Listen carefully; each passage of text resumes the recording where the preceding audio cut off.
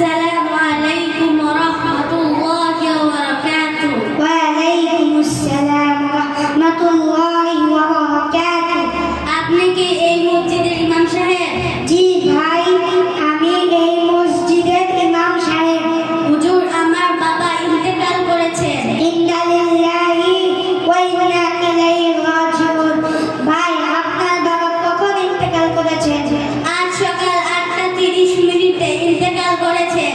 ভাই, আপনার বাবা অনেক ভালো মানুষ ছিলেন। তিনি 5 ওয়াক্ত নামাজ আমাদের এই মসজিদে পড়তেন। হুজুর, আজ জুমার নামাজের পর আমার বাবার জানাজা হবে। মেহেরবানি করে একটু মাইকে ঘোষণা দিয়ে দেন। মুয়াজ্জিন সাহেব, আপনি এখনই ঘোষণা দিয়ে দেন। একটি শোক সংবাদ, একটি শোক সংবাদ। 761/1 মণিপুর নিবাসী জনাব আব্দুর রহমান সাহেবের পিতা জনাব আলহাজ আব্দুল কুদ্দুস সাহেব আজ সকাল 8:30 তাহার নিজ বাসভবনে ইন্তেকাল করিয়াছেন। ইন্না লিল্লাহি ওয়া ইন্না ইলাইহি রাজিউন।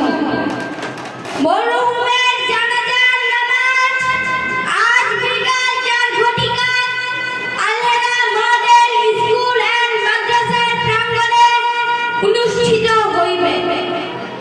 অতএব সকল ধর্মপ্রাণ মুসলিম ভাইদের জানানো যাচ্ছে যে মরহুমের জানাজার নামাজে উপস্থিত হয়ে মরহুমের রূহের মাগফিরাত কামনা করার জন্য বিশেষভাবে অনুরোধ করা যাচ্ছে। জানাজার নামাজ আছে, আমরা সকলেই দাঁড়িয়ে কাতার সোজা করি।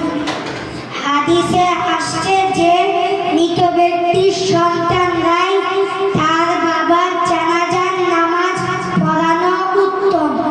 এখানে কি মৃত ব্যক্তির বড় ছেলে উপস্থিত আছেন? জি হুজুর, আমি আছি। আপনি আপনার বাবার জানাজার নামাজ পড়ান। হুজুর, আমি ছোটবেলায় সাংসারিক অভাবের কারণে পড়ালেখা করতে পারিনি, তাই আমি নামাজ পড়াতে পারবো না। এখানে কি মৃত ব্যক্তির মেজ ছেলে উপস্থিত আছেন?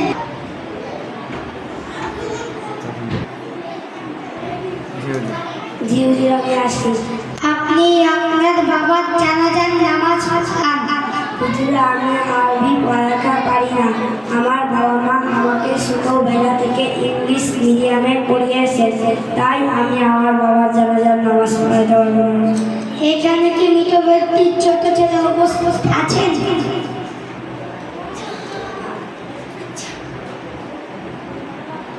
দেখেছেন